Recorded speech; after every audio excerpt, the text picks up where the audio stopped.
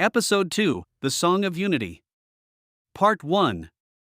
Aino woke up to the smell of coffee and cinnamon. For a moment, she lay in bed staring at the ceiling, her mind foggy. Then the memories rushed back: the attic, the record, the demon's Christmas celebration. The fire. The music. The demon's red eyes and his words: "Darkness isn't the enemy. It's part of you." She sat up quickly and looked at her bookshelf. The leather bag was still there, hidden behind her books, exactly where she had left it. It had been real. Aino got out of bed and walked to the window. Outside, the world was white. Fresh snow had fallen during the night, covering everything in a clean blanket. The sun was trying to break through gray clouds, creating a silvery light. December 17th. 1 week until Christmas Eve. Downstairs, she heard her mother's voice: "Aino. Are you awake? I'm making the gingerbread dough." Aino took a deep breath. Yesterday she had promised. No backing out now. She got dressed quickly: black jeans, a dark gray sweater, and went downstairs. Part 2. The kitchen smelled like Christmas. Butter, sugar, cinnamon, cloves, ginger. Her mother was at the counter mixing ingredients in a large bowl, and Grandma was sitting at the table sorting through old cookie cutters. "Good morning, darling," Mom said, smiling. "Did you sleep well?" "Yeah," Aino said. It wasn't entirely true. She had dreamed of demons singing Latin and torches burning green, but it wasn't a lie either. "Come help me," Mom said. "We need to let the dough rest, and then we can start rolling." Aino walked over and looked at the mixture. It was dark brown, thick, and fragrant. Her mother's hands were covered in flour. "Can I put on some music?" Aino asked quietly. Mom paused for just a moment, then nodded. "Of course. What do you want to listen to?" Aino went to the living room and found her phone. She scrolled through music apps, searching. What had Grandpa listened to? What would he want her to hear? Iron Maiden. The Number of the Beast. She pressed play and turned the volume up, not too loud, but loud enough. The opening guitar riff filled the house, raw and powerful. Grandma looked up from her cookie cutters with wide eyes. Mom stopped stirring. Aino walked back to the kitchen, her chin up, waiting for them to tell her to turn it off. Instead, Mom smiled. A real smile, not forced. "Grandpa loved this song," she said quietly. "He used to play it every Christmas morning. Drove the neighbors crazy." "Really?" Aino had never known this. "Really?" Mom's eyes were shiny. "He said Christmas needed some edge. Some power.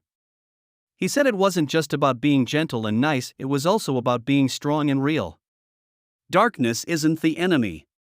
It's part of you." Aino felt something warm spreading in her chest. "I didn't know that." "He wanted to tell you," Mom said. "He always said you were like him. Fierce. Honest. Too much for some people." She laughed softly. "He was proud of that. Proud of you." Aino had to look away. Her eyes were burning. They worked in silence for a while, kneading the dough, rolling it out, cutting shapes. The music continued. Iron Maiden gave way to Judas Priest, then Black Sabbath. Grandma hummed along sometimes, surprisingly. Mom tapped her foot to the beat. "Can I go upstairs for a bit?" Aino asked when the first batch of cookies was in the oven. I want to look through more of Grandpa's things." Mom looked at her carefully. "Are you okay?" "Yeah." Aino nodded. I want to feel close to him."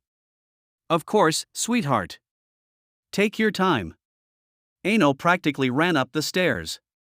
Part 3. The attic was exactly as she had left it. The record player sat silent in the corner, the light bulb hanging overhead. The leather bag waited on the dusty table. Aino's heart was pounding. 6 songs left. 6 more worlds. She took out the record carefully and looked at the track listing again. 1 Demon's Christmas Carol, heard. 2 Christmas Metal belongs to all. 3 Santa's Coming. 4 Metal Night. 5 Rudolph's Metal Power. 6 White Christmas. 7 Snowman. Aino placed the record on the turntable and carefully moved the needle to the second track. For a moment, there was only the crackle of vinyl. Then the music exploded. Part 4. This time Aino was ready for it. When the attic began to dissolve around her, when the music pulled her in like a whirlpool, she didn't fight it. She closed her eyes and let herself fall. Christmas belongs to all. Metal belongs to all. The voice was raw, aggressive, shouting with absolute conviction. Not the dark tenor from yesterday, this was different. Multiple voices, harsh and powerful, backed by palm-muted guitars and thunderous drums. Aino felt solid ground beneath her feet before she opened her eyes. When she did, she gasped. She was standing in the middle of the largest crowd she had ever seen. The festival grounds stretched as far as she could see in every direction. Thousands, no, tens of thousands, of people filled the space. Multiple stages rose like mountains, each one blasting music. Massive speakers towered over the crowd. Lights flashed in every color. And everywhere, people were moving, jumping, singing, celebrating. This was a metal festival. But unlike any metal festival that existed in the real world. Because everyone was here. Aino turned slowly, taking it in. She saw people of every age, from teenagers to elderly men and women with gray hair flying as they headbanged.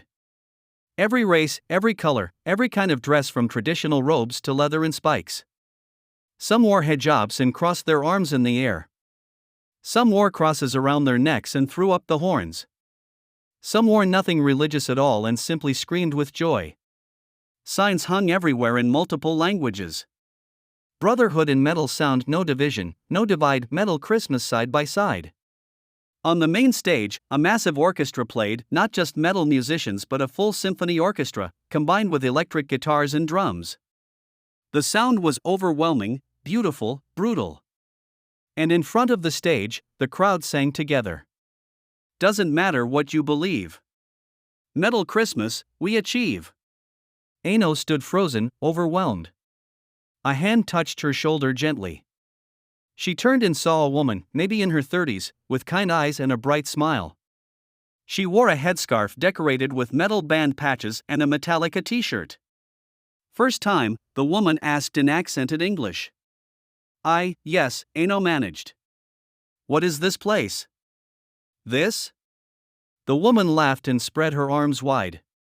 This is where everyone belongs. Welcome to Christmas Metal Festival, where the only rule is that there are no rules. Except one, respect everyone. But there are so many different people, Aino said. How does it work? That's exactly the point.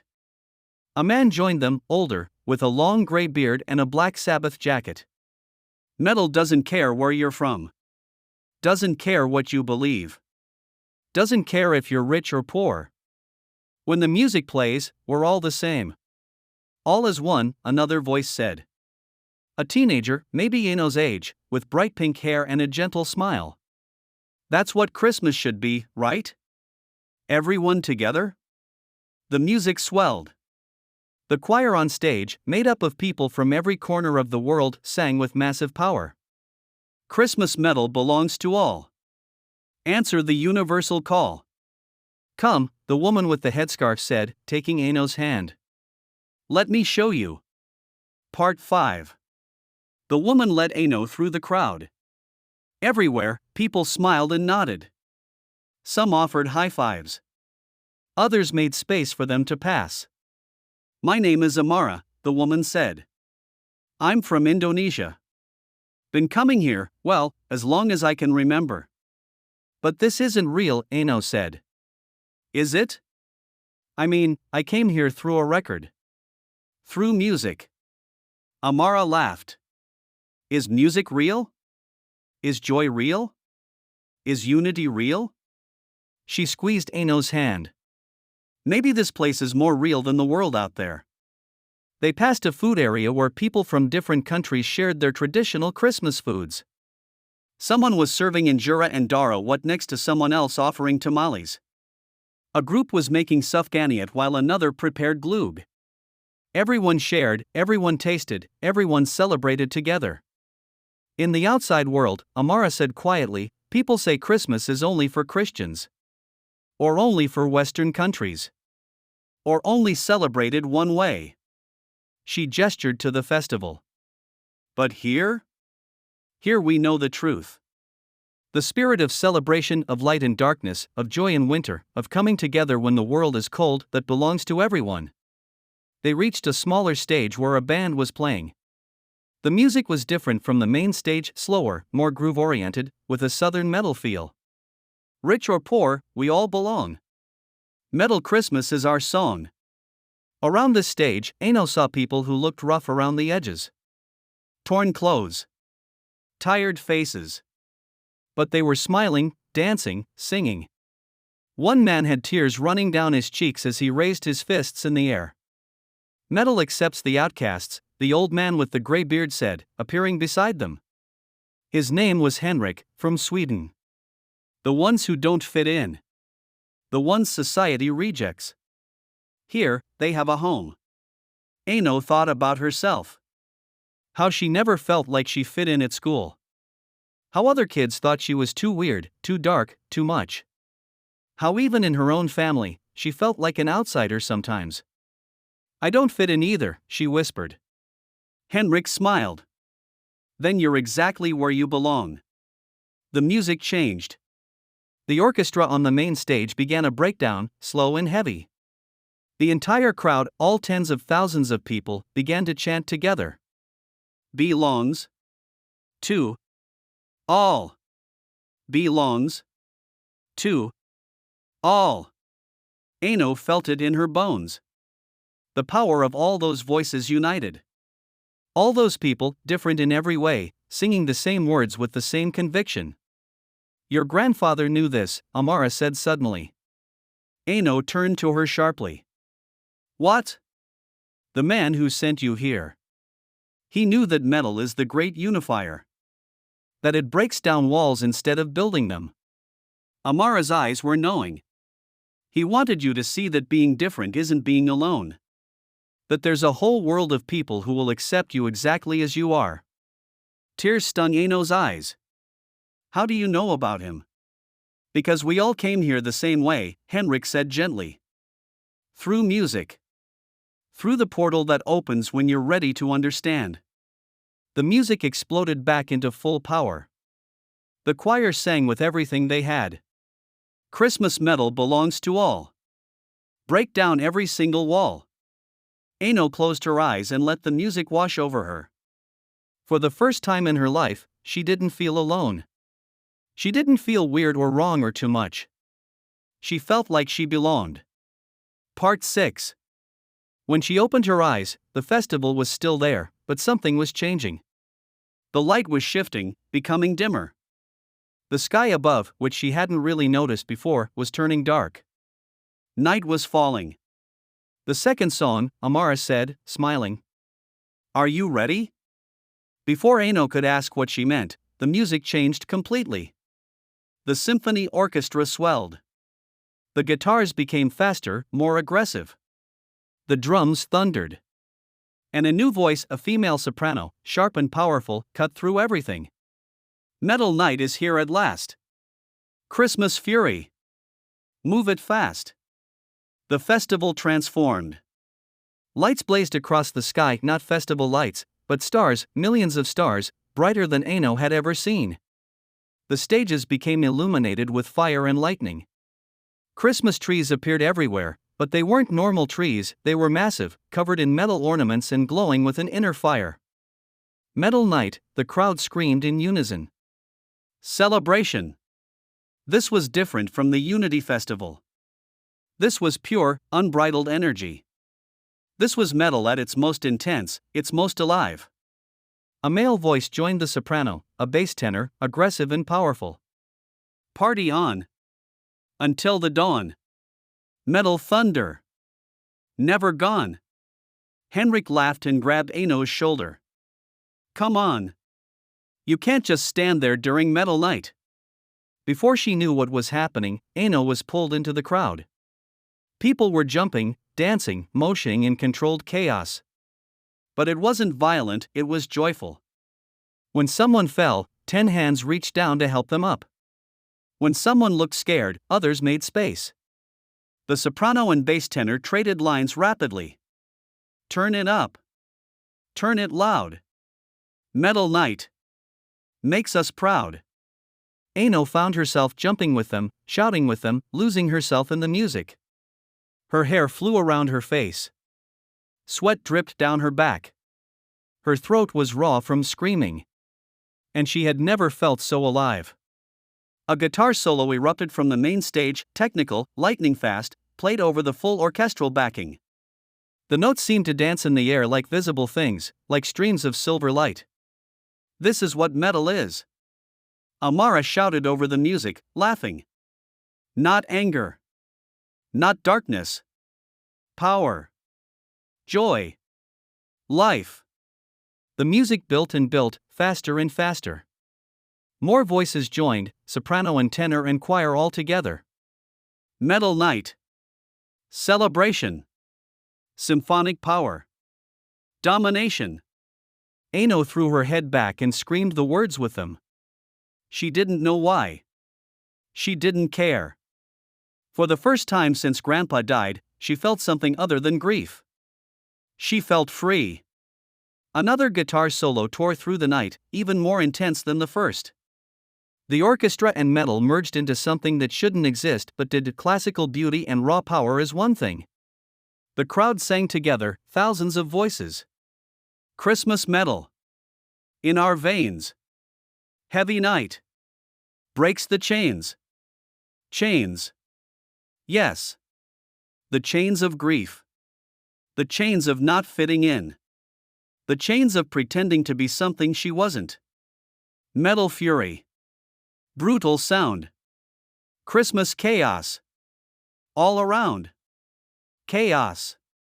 Beautiful chaos. Honest chaos. Not the fake order of forced Christmas cheer, but real, raw celebration.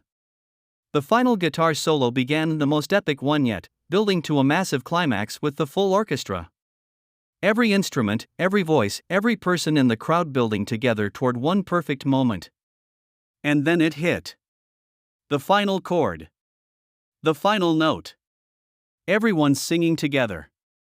Christmas metal. Burning bright. The world exploded in light and sound. Part 7. Aino opened her eyes. She was back in the attic, standing in front of the record player. The needle had reached the end of the 4th track and was now cycling in the empty groove. She was breathing hard, her heart racing like she had actually been jumping and dancing. Her throat felt raw. The record spun silently. Aino reached out and lifted the needle, her hands shaking. She stood there for a long moment, trying to process what she had just experienced. Unity. Acceptance. Joy. Power. Christmas metal belongs to all. She understood now. It wasn't just about music. It was about belonging. About finding your tribe. About understanding that being different didn't mean being alone, it meant being part of something bigger, something that accepted everyone exactly as they were. Aino carefully removed the record from the player and held it in her hands. In Grandpa's message, he had written, "When you're ready to understand." She was starting to understand. Metal wasn't just noise. It wasn't just anger or darkness. It was power and honesty and acceptance. It was the sound of people who didn't fit in finding each other and creating something beautiful together. Grandpa had known she would need this. That after he was gone, she would feel alone and lost and angry. He had left her this gift, these worlds, these stories, these truths. Aino wiped her eyes. She didn't even realize she was crying. "Thank you, Grandpa," she whispered. "I'm starting to get it." The light bulb above her flickered twice. Like before. Like an answer. Part 8. When Aino came back downstairs, the gingerbread cookies were cooling on racks. The kitchen smelled like Christmas, warm and sweet. Mom looked up and smiled. "There you are. Did you find what you were looking for?" "Yeah," Aino said. She felt different somehow. Lighter. More solid. "I think I did." "The cookies turned out well," Grandma said, arranging them on a plate. "Would you like to try one?" Aino nodded and took a star-shaped cookie. It was warm, sweet, spicy, perfect. She ate it slowly, savoring the taste. "Mom," she said after a moment. "Can I ask you something?" "Of course." Did he ever feel like he didn't fit in?" Mom paused in her work and looked at Aino carefully. "All the time. He was different, you know. Loved music that most people didn't understand. Had ideas that seemed strange. But he never tried to change himself to fit in. Wasn't he lonely?" "Sometimes." Mom smiled sadly. "But he always said he'd rather be alone being himself than surrounded by people while pretending to be someone else. And eventually, he found his people. People who loved him for who he really was. Like you? Like me. Like his metal friends. Like..." Mom reached out and touched Aino's cheek gently, "Like you." Aino felt tears threatening again. "I miss him." "Me too, sweetheart." "Me too." They stood there for a moment, mom and daughter, sharing the grief and the love. "But you know," Mom said, "I think he's still here. In the music. In the memories. In you." She glanced at the living room where the speakers still sat. "Maybe we should play some more of his music. What do you think?" Aino smiled. "I think he'd like that." That evening, as the sun set and the short December day turned to night, Aino's house filled with metal music for the first time since Grandpa died. Iron Maiden, Judas Priest, Black Sabbath, all the bands he had loved.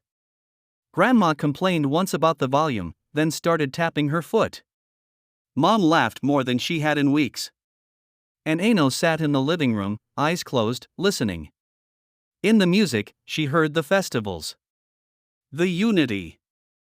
The joy. The power. In the music, she heard Grandpa saying, "You belong. Exactly as you are, you belong. 5 more songs. 5 more worlds." But Aino wasn't in a hurry. She was starting to understand that this journey, these Christmas metal tales, was about more than just listening to music. It was about finding herself. And for the first time since Grandpa died, Aino felt like maybe, just maybe, everything was going to be okay. End of episode 2.